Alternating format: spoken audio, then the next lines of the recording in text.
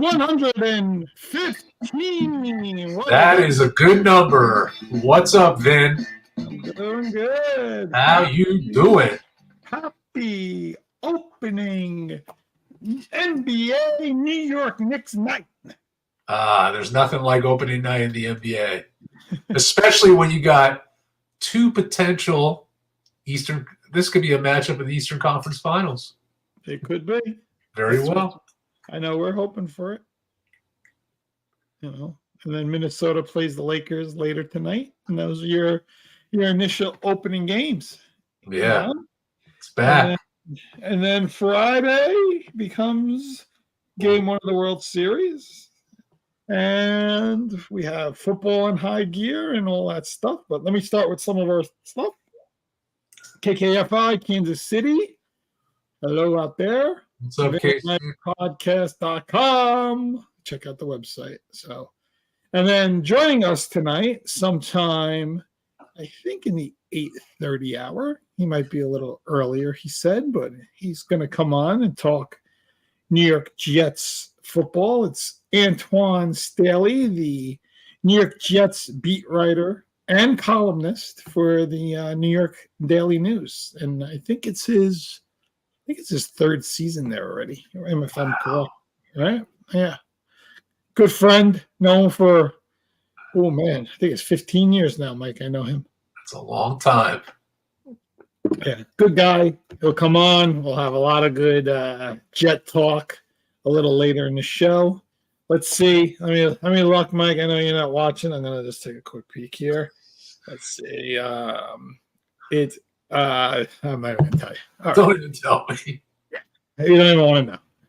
Not a good defensive first quarter at all for the Knicks. Is all I'll say. They got up more points. You know what I gotta say? Listen. They gave over more points in the first quarter than they did in the entire last game against Indiana. All right, enough, Vinny. It's game one. You're already getting crap. Nah. Can you imagine this is when the Celtics are putting up their banner tonight? Not easy to play an opening game somewhere. So this is something where you just want to see how these guys gel, and it's going to take a little time. But it's a long season, So not worried. Let's just see a little bit of a comeback tonight, play competitive. That's all I'm asking for. And then we'll see how Towns and Brunson and Bridges and everybody else starts gelling together as the season goes along. I already noticed that Deuce McBride is already getting a few more minutes than he did last year. So I expect him to be a big part of that rotation. And then we need Precious to come back. He got hurt in the final preseason game. So be out too long. Yeah, but we'll get there. Porzingis is again, of course, out for Boston, and doesn't even matter. So, all right, where do you want to start? You want to start talking about a recap of the championship series in baseball? We want to talk about the start of the World Series. Yeah, you start. You talk whatever you want. Yeah, I know a lot of the attention obviously is on the World Series and the Yankees and Dodgers, but I don't want to forget about these Mets.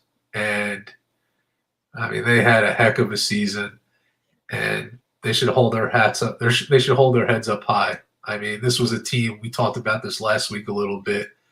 Started out 0-5, 10 games under 500. But not only was it good for New York, what they did in those series, it was great for baseball. And then they really have to think about in the offseason, who do you keep signed? How do you compete with the Dodgers? What you have to do. But, I mean, it was great to watch. The Dodgers were just too tough. That's what it came down to. But you know what I was happy about? That they won at Citi Field, so the Dodgers didn't celebrate on their field, right? They were able to get it back there. But it was great because people who weren't even baseball fans were just tuning in to watch because just of the crazy comebacks. And every time a team would score a run, the Mets would strike back when you least expected it.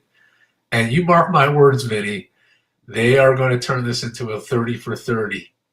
When Pete Alonso hit that home run with the last out against the Brewers, that makes for a great documentary because he was this close, and maybe there's still a chance, but he earned his keep, I thought. But it was just amazing to watch. Yeah, I'll be interested in seeing what the Mets do in the offseason. They got a lot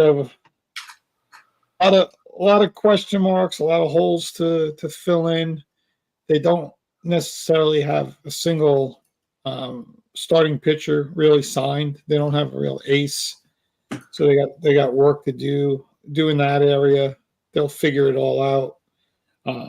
It'll be interesting where they are in the Juan Soto sweepstakes, essentially. But that's all time to talk about as we move closer to the off season. But I think the Mets have at least established a little bit of a base, and you want to move forward. It's never a successful season when you lose, no matter what anybody says. Oh, this and that. It's not real. It really isn't, because no one really cares unless you win. But I think what it does is set you up moving forward, right? A lot of great teams, have this kind of year. The 95 Yankees, right? And then, what happened in 96. Even the 85 Mets, I remember that team was a good team that lost to St. Louis, that year. And, they added, I think Gary Carter comes in, and, all the guys they added over time and how they build up. So I think that's what they, fan base has got to look at is, this team has a little core, and now you just start plugging in the pieces. And the questions are, is Alonso, part of that core? What kind of starting pitchers become part of that core? Or do they bring Sean Manaea back, who I thought had a nice season, hit a little wall there in game 6, but a lot of innings, a lot of pitching, a lot of starts. It was a lot. So, it all adds up, but at least they have a good feel for a base. And like you said, what do you do to build, next year to beat the Dodgers, beat the Phillies, beat the Braves, right? Those are still going to be, all the teams that are essentially going to be back. And then we'll see. But with that, this Dodgers team, very exciting. Jack Flaherty is going to start game 1. He pitched 2 tails of the tape, right? His first start against the Mets, he was lights out. They couldn't hit him. In his second start, he couldn't get a single guy out, So we'll see which Flaherty shows up Friday. Maybe the extra rest will help him, and he'll be ready to go against Garrett Cole, of course, who, is basically still in mid-season form because he missed so much time early in the year. So that'll be, a typical exciting game 1. But, when you look at it, you got Shohei Ohtani, Aaron Judge, Juan Soto, Mookie Betts, Freddie Freeman, Giancarlo Stanton. It's just a plethora of stars, MVPs, silver sluggers, guys that hit 50-50, guy that hit 60 home runs, guys that 140 RBIs, massive walk-off home runs by both teams, home runs galore, big hits galore. All this stuff. So just like a tremendous amount of stuff that's going on. But I see our buddy has joined us early here. So we will go back to the Yankees after we talk to Antwan. Antwan is here. Pop him up here. There he is. What's up? Hey, how y'all doing? Doing good. Good to see you. Looking younger every year we have him on, Mike. No, I don't know about all that. How you doing, Twan? Good to see you, buddy. Yeah, I can't complain. Yeah, good to have you. Glad you made it a little earlier. Yeah, my prior commitment canceled on me, so I ended up coming in here earlier. So man, knock it out. We never cancel on you, Twan. You know that. All right, Mike, go ahead. I know this is your team. You've been, dying to talk to Antwan for a little bit. Go ahead, you start. Yeah, first off, great to see you again. I mean, this is, we this Jets team, Vinny and I talk about week to week, 2-5 right now. So many expectations going into the season. Everything looked good on paper. Obviously, we've had a coaching change. What's the dynamic in the locker room right now? I know there's been some brutal press conferences, finger pointing. Where do we stand right now, Twan? I think, it's an interesting place. You talk about Aaron Rodgers. He talked about, blaming Mike Williams for, running the wrong route, obviously after the Buffalo game, and then kind of doubled down on it last week. And, I think it's kind of, it's an interesting dynamic because I think, Aaron feels one way about certain things, and then maybe certain players feel another thing. Whether you talk about after Sunday's game against the brutal loss against the Steelers, where he felt like the team was flat coming out, and then obviously after halftime, Jeff Albert, the interim coach, felt like they weren't flat like going into the game, but maybe in the second half they were.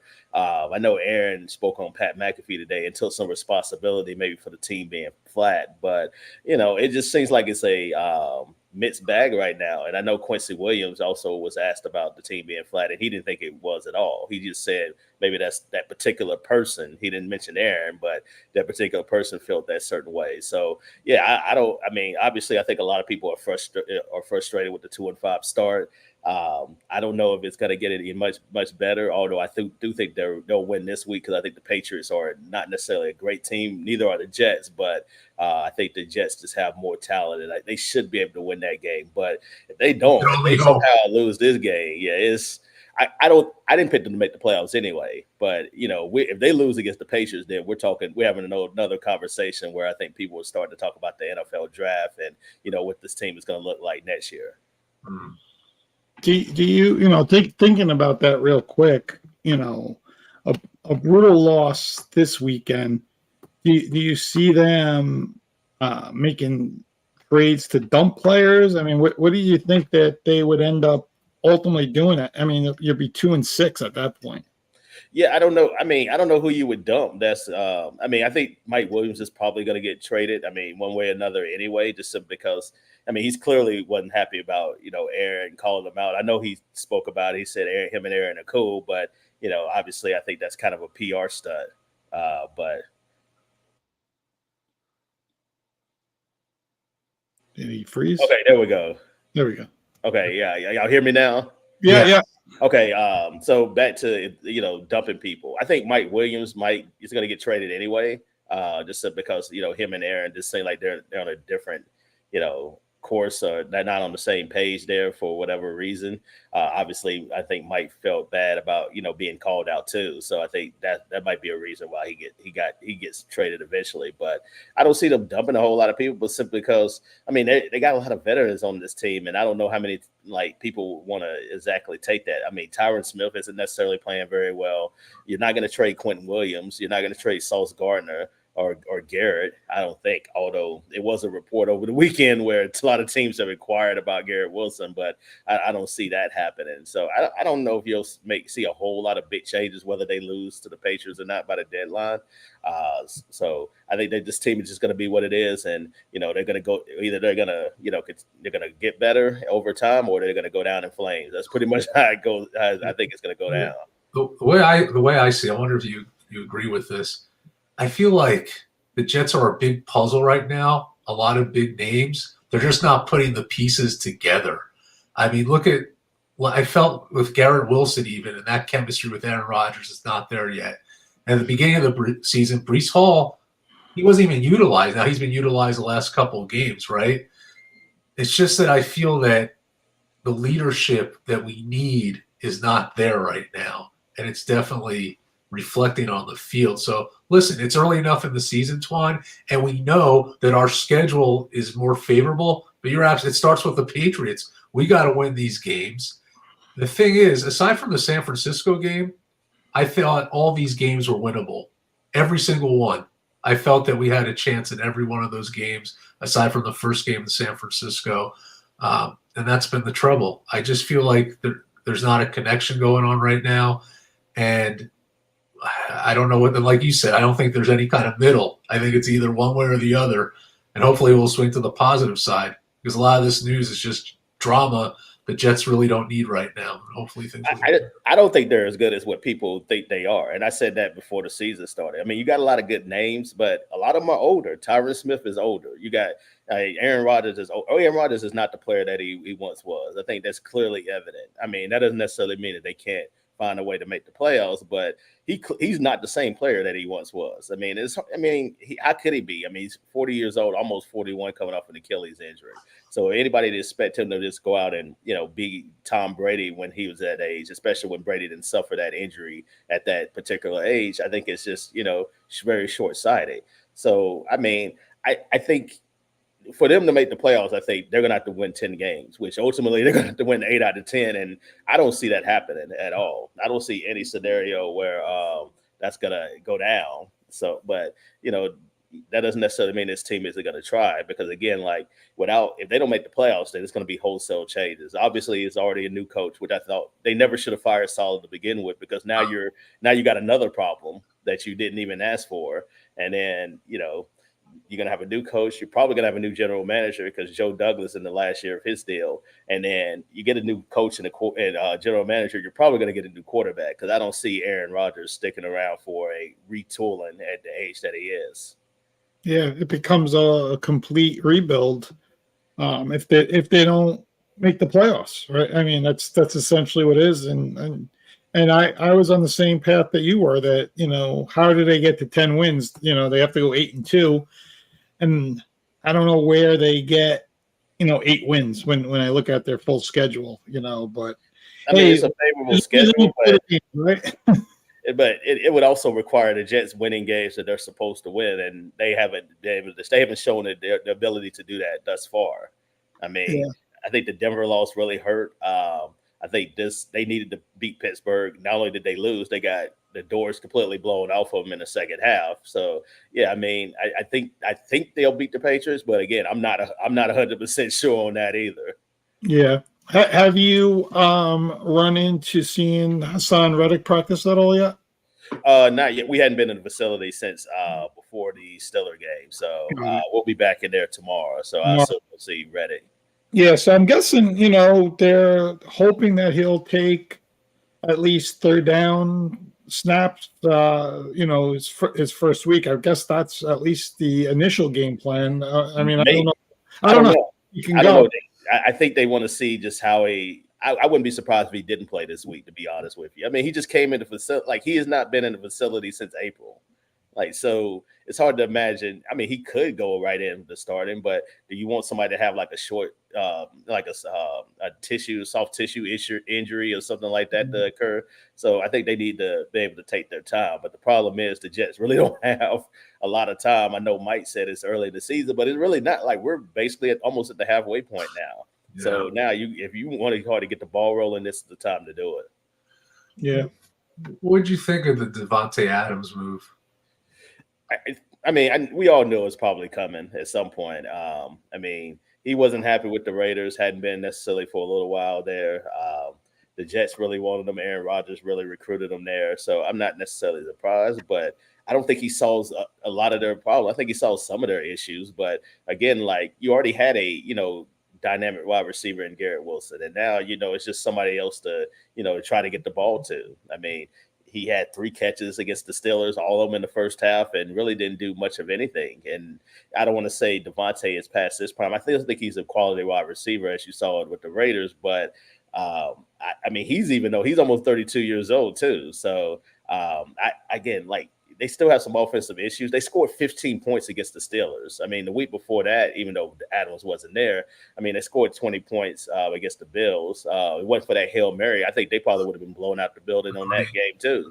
So they have a lot of offensive issues. I think part of it is the offensive line. It hasn't been very good, which I think was supposed to be a strong suit with getting Tyron Smith. I think John Simpson and Morgan Moses has played particularly well. But, as a whole, I don't think they've played up to standard. And now you got Elijah Vera Tucker. He suffered an injury in the Steelers game. I'm not necessarily sure what his status is going to be against the Patriots. And then his backup, Xavier Newman, he ended up going down against stretched out against the Steelers. So it's going to be interesting to see what the offensive line looks like this week. You know what drives me crazy? Listen, this year I really thought the AFC East has been weak. You know, Miami's Miami. They haven't been great. New England's rebuilding. Buffalo's not the same. I really thought that this was the year that the Jets could, if there's any year at the beginning of the season, I really thought that they could make some kind of playoff run. I did. I really did. It's just I thought the Bills were still going to be good. I picked the Bills to win the division because they got the best quarterback in the division. Like it ain't even a question. And if it was a question before, it is not one now because I think Josh Allen, him and Derrick Henry are probably the MVPs of the league right now, I would say. But, yeah, you got the best quarterback and the best coach in the division. So I feel like that was the way to go. Miami's been making the playoffs too. I don't think it's been a weak division, but, you know, I just think that I think Jet fans saw an opportunity there possibly to, you know, make the playoffs. I just think they just had a lot of questions. I thought they had a chance to get a wild card spot, but the division's long gone, I think, at this point. Like, I mean, the Bills have already beaten the Dolphins and the Jets on the road in their own building. And I think they might sweep the division, to be quite honest with you. So I don't see any path for them winning the AFC East. So now you have to look at the wild card potential. Yeah. What was crazy, like back in time, just a couple games ago when they did fire Saleh, they were 2-3. If they would have won that game against the Bills, which they were close, they would have been 3-3 in first place. And then it just went the other way. But that's how crazy it was.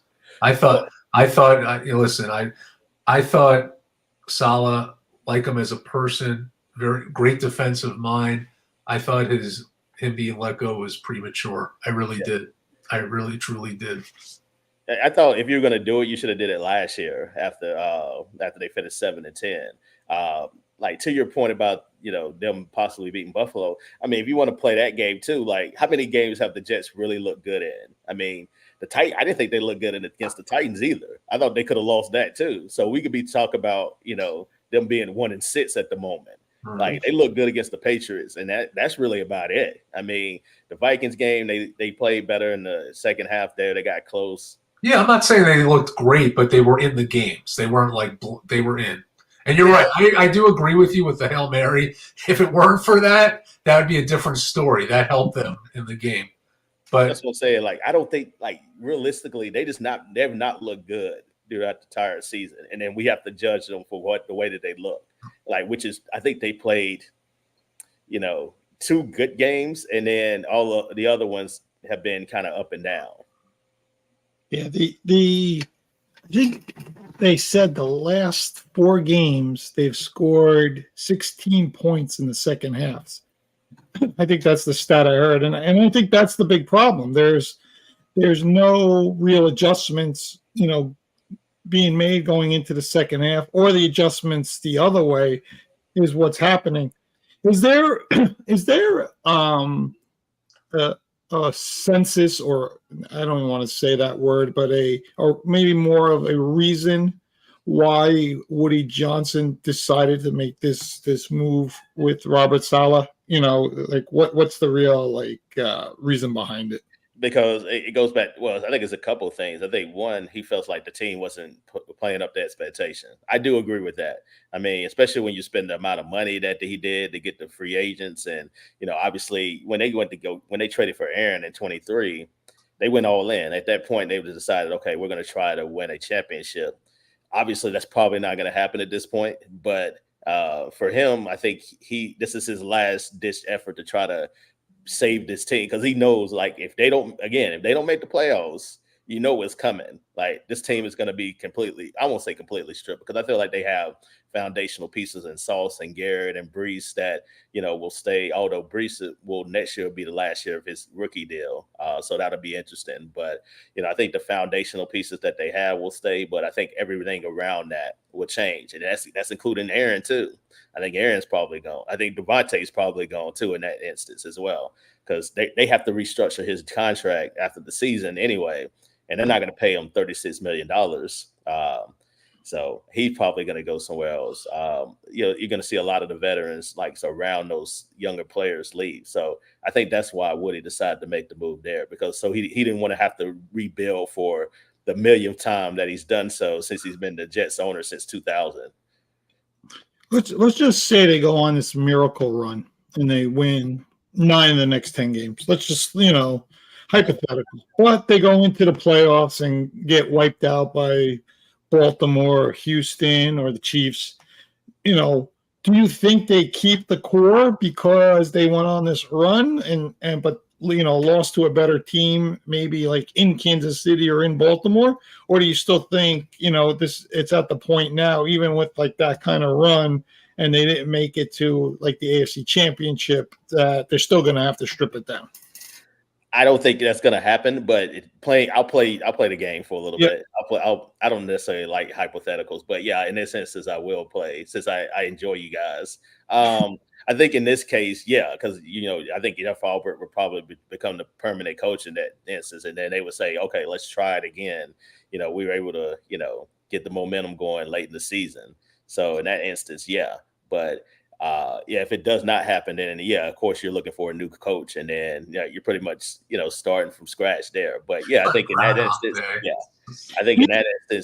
because you have Jeff Albrecht, who they believe in. I actually like Jeff too. I think he's in a terrible situation and probably a no-win situation right now too, especially when you have Aaron Rodgers there too as well. Do you think like you said, Joe Douglas's last year interim coach, is this a Bill Belichick, Mike Vrabel kind of job? Bill Belichick, no. Have you listened to what Bill Belichick has said about Woody Johnson? There's no chance of him taking the job. Yeah. I think he'll take the Giants job if that becomes available. But the Jets, absolutely not. How about Mike Vrabel? Someone, I'm just thinking like a veteran coach that could come in there and that you can just rebuild with, or do you think they'll go with one of these young guns like a Ben Johnson kind of coach? I think they should, because I think you need to pick. I think no matter what happens, I think you need to draft a quarterback, because the writing's on the wall. Like Aaron's not going to get any better at this age. Like he's only going to get worse, and I think we're starting to see that anyway. So me personally, I think they should pair a young quarterback with a younger coach like a Ben Johnson, or if you look at another younger coordinator, Aaron Glenn is also, although he's a defensive guy, he has ties to the Jets too. He was a former cornerback, Pro Bowl cornerback for the Jets, over 30 years ago, but he's really good at what he does. So that's what I would look as a younger coach. But if you want to try to have another ditch effort, maybe you bring in Mike Vrabel, but I don't know if Vrabel necessarily wants to do that either, because, he ended up doing that at Tennessee, ended up bringing in a young Will Levis a little bit later, and then eventually he still got fired. So I think anytime when you take a job, unless you got an established quarterback, you better take one, because the clock is ticking. Once you gotta strike on it as soon as possible. Otherwise, you're gonna get to third or fourth year, and then you need to win, and then that you take a quarterback, but the ownership may not have patience for you and want to wait to win. Especially this ownership with Woody Johnson doesn't seem like they have a lot of patience to begin with. So me personally, if I was a coach, I would want to take a quarterback, especially if I don't have one. Not to say Aaron Rodgers. Aaron Rodgers is going to go down as one of the best quarterbacks of all time, but he's older. He's almost 41 years old. So you have to look at the future too if you're a new coach that wants to take this job. Yeah. You know what's going to happen, Mike? You're going to go 8-9, and you're going to have 4 or 5 teams worse than you that need quarterbacks, and you're going to get nobody. No, that's what always happens. That's what I can see. I know you were saying that to piss me off, but you're right. No, and I was going to say another thing. I Well, wish here's the thing Ron, too. Like I was looking at the like they would be picking fifth right now in the draft if the draft was held today. Which the it's 4 teams above them. New England would be the only team that I don't think would pick a quarterback. Jacksonville, I forgot who else was in front of them, but Carolina, I think they would pick a quarterback too. So yeah, I think if you're in top 5, you definitely have to take a quarterback. Top 10, you can consider it. But yeah, I think one way or another, they're gonna have to get a quarterback. I think otherwise, you're looking at possibly you having a stopgap guy for a year. Don't worry, Mike. We'll trade you Gardner Minshew. Don't worry. No, what I was going to say before, it would have been hilarious if Aaron Rodgers in the press conference would be like, I have to take accountability, and we need Fireman Ed back on the Jumbotron. We need some motivation. Well, it's funny you mentioned Gardner Minshew. Like they really liked him. Well, I know Saleh did anyway. He really liked him. Obviously, he's not in the building anymore, but I know at one time he did like Gardner Minshew. We'll bring back Zach Wilson. Well, no, if you're Zach, you want nothing to do with this organization. Yeah. Bring him back. Because I think what was crazy? I saw a stat. I think I sent it to you, Vinny or Matt. At this time last year, with Zach Wilson, the Jets were 4-3, and now we're 2-5. Just crazy. Well, honestly, like at this same point last year, they scored just about the same amount of points last year as they did. I saw that too. I saw that. So I think this let Zach Wilson a little bit off the hook because it says like, oh, it wasn't all his fault, which I think a lot of people blamed him totally for the Jets' offensive problems. Clearly, it was not the case. Why do you think defensively they're not that great against the run as they've been in the past? And I think they were even like a little less against the run, before Saleh even was let go. And any reason you think behind that? I don't think they were good against the run last year.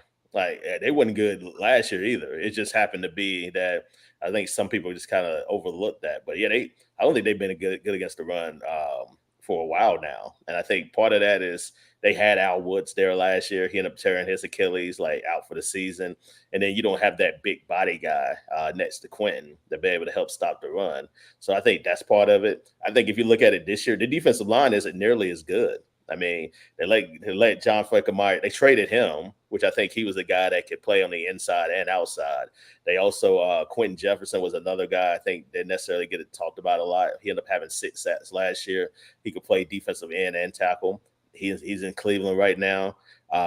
Obviously, Jermaine Johnson is hurt out for the season, tore his Achilles. Yeah, this team is, defensive line wise, they're not as good as what they once was. And now, you're trying to get Reddit back, but when is he gonna, feel like himself?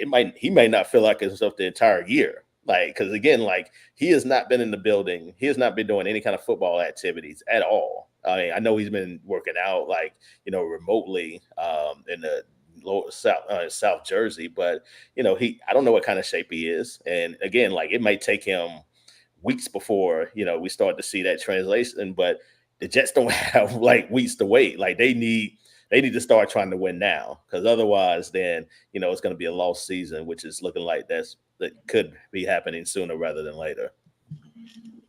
Off topic for a second, Antwan, I was just curious. You get to travel to all these cool places. I wanted to ask you this. You get to travel all the time.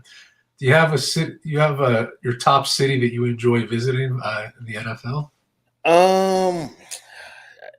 I mean, Chicago's good as long as it's not it's crazy snow on the ground. Yeah.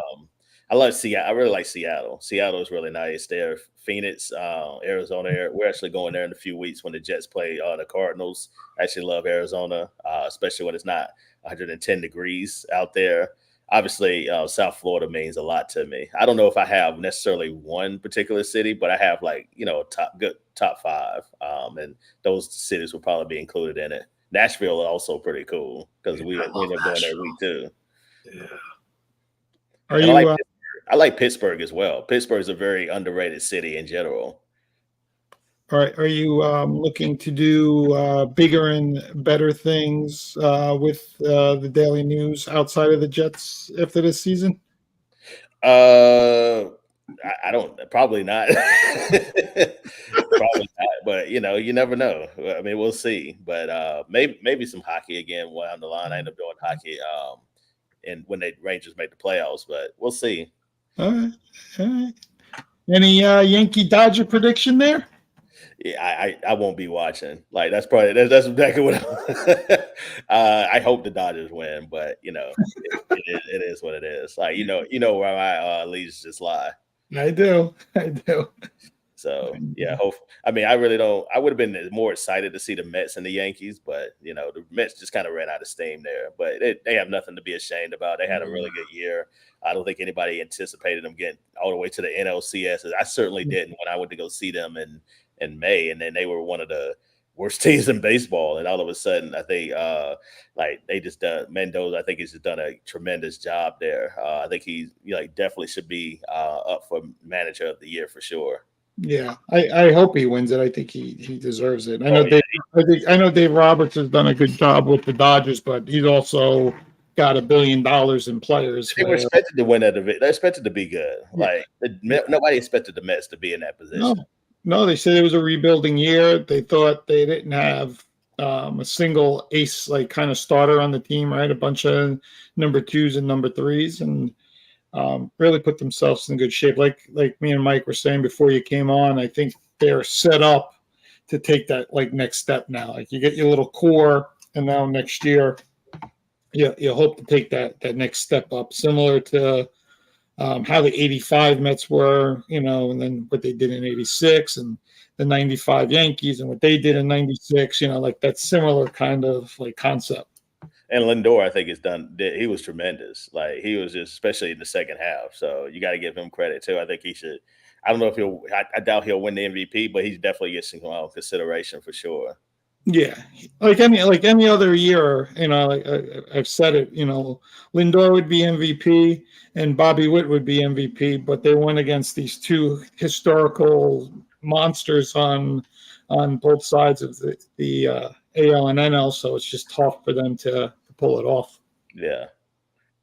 All right, Twan, thank you for joining us, giving some insight on the Jets. I know Mike is very happy to talk to you. He was asking me for a little bit to reach out, and then came across you like I always do here and there, and been a good buddy of mine for I think I told Mike, I think I know you for 15 years now. I think it is close to that. It's we're getting younger as time goes on. Maybe not.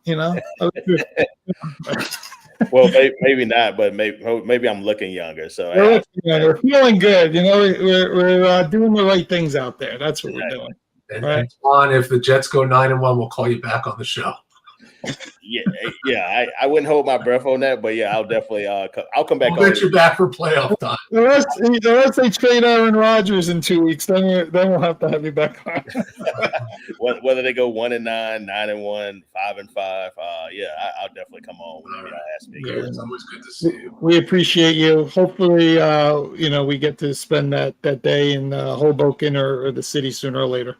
Oh yeah, for sure. Yeah, you know how to find me. So hopefully, especially after the season when it's not as crazy. Yeah, we're definitely going to do it. We're definitely going to get together. So, Mike, we're on the calendar.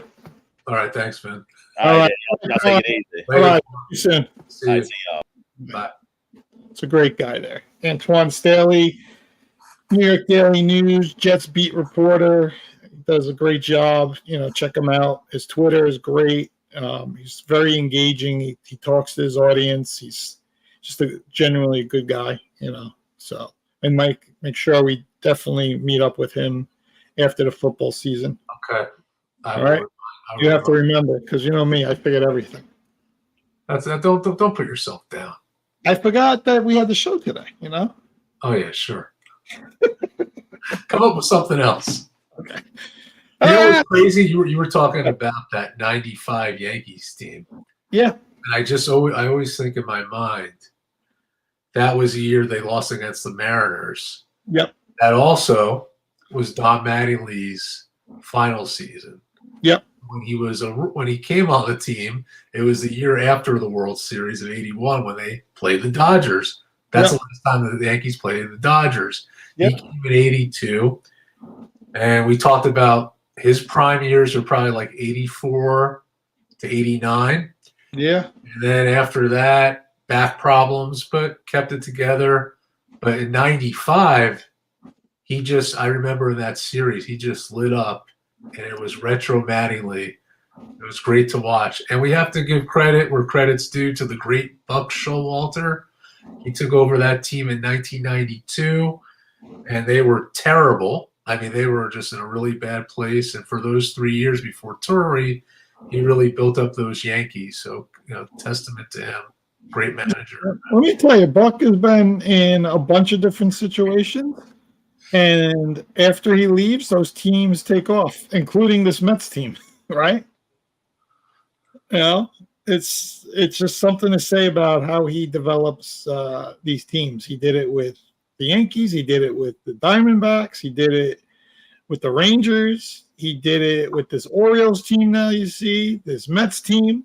He's got this ability to really build young players up and get them ready for the next step. I think it's a shame for himself that he's never been able to take that next step. So maybe he'll get one more hurrah. I don't know. I don't know if he even wants to do one more. I don't know if he'll pull a Joe Torre. People forget the miserable years Joe Torre had as manager before '96. Now he's a Hall of Fame legend. Yes. Built around all that stuff. So who knows? Yeah. I remember '95 when Mattingly hit that home run. I think it was game 4. 3 or 4. Oh, yeah, you're right. It was 4. It was right when I think Charlie Steiner was announcing, and he said, "Hold on, the roof is about to collapse," because the fans went like berserk. I mean, the other thing that Vinny sent me today was this clip of Reggie Jackson. Oh. And I laughed at it just to this had to be 77, 78, probably 77. That might have been 77, I would say, because I think that was his first year in the Bronx. And I think that's when they clinched the pennant. Yeah. And back then, they would just let fans storm the field. Oh, yeah. So you just see how things have changed with the security. Yeah. I mean, that one guy he hit literally went 5 feet in the air when he was running off the field. That guy he's a football player. He went off his feet and was like sideways and went flying off the field. I mean, Reggie still is a big man at 70-something years, but he was a very big man in the 70s when he was in his late 20s, early 30s. He played, if I'm correct, he played running back at Arizona State when, during his college career. Just a fantastic athlete and everything. But yeah, it's unbelievable how that storming the field was in the 70s and 80s. And then even the clips of the brawls, right? They would slide into each other like maniacs, get up, start throwing haymakers, and they would split them up, and then they go back and play. No one got ejected back then. I know. George Brett, he talks about the fight he had with Nettles. I think it was the 80 ALCS. One of them. They were interviewing him during the Kansas City Yankees series, and he said, me and Nettles get along better now than we ever did. It wasn't anything like a big deal. Yeah, it was a different world. Yeah. So game 1 is Friday. Flaherty versus Cole. How are you feeling about the Yankees and Dodgers? Yeah, so, I mean, you said it at the beginning of the show. It's just great to see this series. Like you said, we got Ohtani, Betts, Freddie Freeman, Stanton, and then this pitching is just it's gonna be insane. I think both teams are pretty evenly matched, but if the Yankees rotation gives them enough length and does well, and I'm talking like Gill, Schmidt, Rodon, they have to really play a lot in innings to give some of these people, the starters, some flexibility. I think that's what has to happen. It will be interesting. I think that, again, since it's in LA, the Yankees have to come out with they have to take a game there. They do. And then they'll have the momentum going home.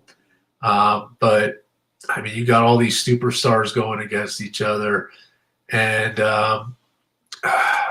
I think also with Judge now, what I liked recently is he got out of his playoff slump. I feel like he has confidence now, which was not happening in the playoffs of previous. So, listen, I think it's, gotta go Yankees here. And I think that, I would hope that they could win it in ideally 6 games, but I know it's going to be a tough series. I think it's a series that's definitely going to 6 or 7 based on the competition. I do. I think it's going to be a really competitive World Series, hits back and forth, competitive pitching. It's going to be a good one. It's going to be a really good series. I'm on the bandwagon with you. I think the Yankees starting pitching has to be top notch. I think that's the advantage they have when you look at it. Flaherty could have hit the wall here. We don't know yet. Maybe the extra rest, we'll see. Walker Buehler's still coming off the Tommy John surgery. Yamamoto, really like big time moment. I don't know how he's going to come through, and they don't have a 4th starter, right? It's been bullpen by committee, and I think that's where the Yankees have to take advantage is, Gerrit Cole just being the best pitcher, out there of anybody.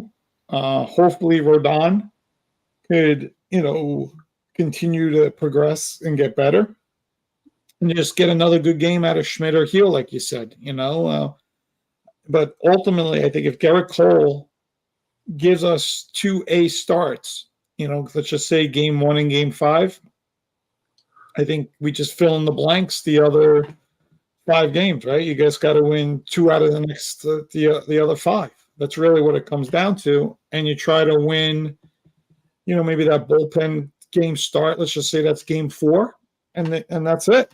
That's really what you hope for. You win game 1, you win game 4, you win game 5, and you try to squeak out one more. That's really what it comes down to. Ohtani's 18 for 20. You sent me that stat. That's 18 for 20. People on base, right? With people on score position. Yeah. 18 for 22. He's batting over 800. It's insane numbers. Listen, Juan Soto, I will have the ultimate confidence in that guy. If that guy goes up to the plate, I don't think he's ever going to make an out.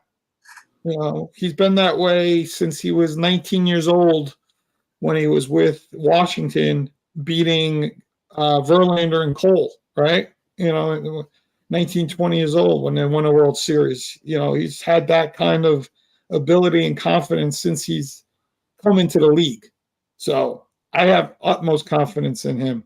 I'm hoping Aaron Judge has one of these mammoth runs that he can go on. And all we need him to do is go on a 7-game run here, right? Hit over the next 7 games, and that's it. So I think whatever bigger stars shine, I think that's who's going to win the World Series. I'm hoping Yankees in 7. That's where I'll be. I don't know if I want to go 7 because of the home field advantage, but we'll see what ends up coming out of it. But I'm hoping for it. So I hope Steve goes to the game too with his brother. I hope so.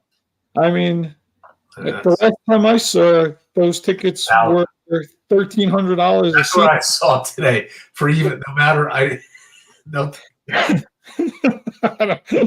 know where you're sitting for less than that. You're not sitting. He'll be sitting in the parking lot. Better off going to Billy's across the street, right? Yeah, just go there. I'm going to tell him just come to my house Friday night. It's cheap, right?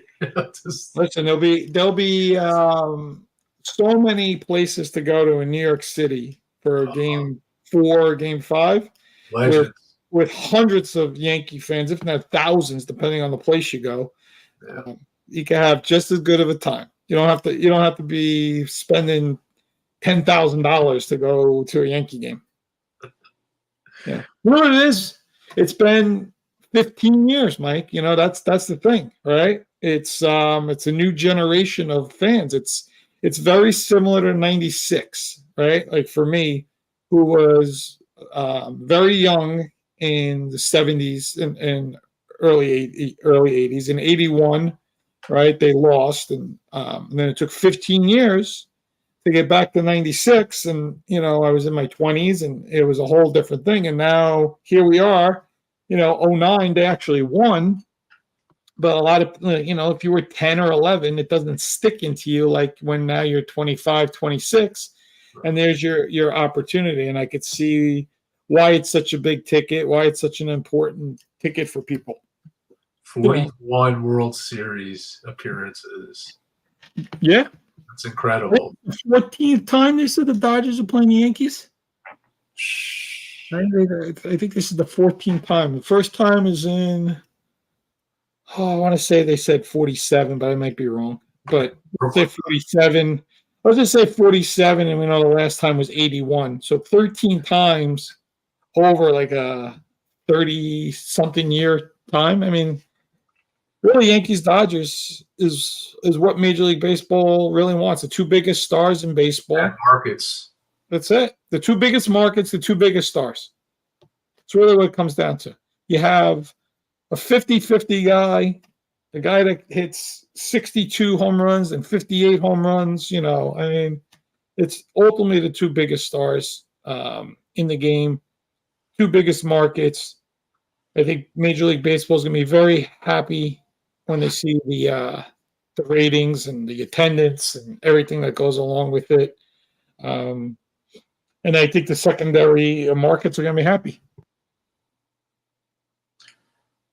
Bless you. Thank you. And that's it. All right. Well, we're going to go watch that second half of the Knicks game. I did see the score. What is it? You don't want to know. Let me look. All right. Wait, before we sign off, I'll look. Go ahead. All right. We're only down 26. Oh, God. Wait, 20? You mean it's not 26. It's 83-57. Oh, I didn't see that.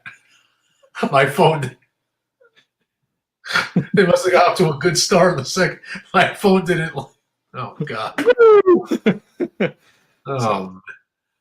Listen, you can't let teams score 120 points against you. Let's be real. So the defense is going to have to sharpen up after the game. They scored 43 points in the first quarter, Boston. I know. So I told you. I said they scored more points in the first quarter than the Knicks let up all last season. Get these jitters out now. All right. Listen, first game, reset. Yep. Just don't go 0-10. You know, Mike is struggling as it is. His Jets are I'm struggling with my team. About to go 4-13 on the season, and the Aaron Rodgers test is going to be a complete mess. You know, Twan did not sound positive at all. He didn't sound positive. You know what's interesting? He usually sounds more positive in past years that we've spoken to him, but he's seen something too that's just like this. They are not together. He did not like. He thinks they're too old. Essentially, is what he was saying without really saying it. So, he's a pretty straight shooter too. Which and he's not a New Yorker, so he's giving you a very objective opinion. Plus, it's part of his job to really research all this stuff. Interesting how he said Woody Johnson has no patience at all, which could be a very costly situation for the Jets. Yeah.